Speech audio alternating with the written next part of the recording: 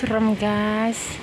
Ini itu Pak Le itu dari tadi siang sampai sekarang masih di atas, nggak tahu dia bikin apa guys. Tetangganya Bemon itu yang ada lampunya itu tuh berdiri orangnya itu. Nah ini saat ini 6:30 ya, angin topan nomor 9 sebelah sana kencang banget anginnya karena banyak pepohonan sangat besar ya guys ya. Alhamdulillah hujannya tidak terlalu deras ya guys ya.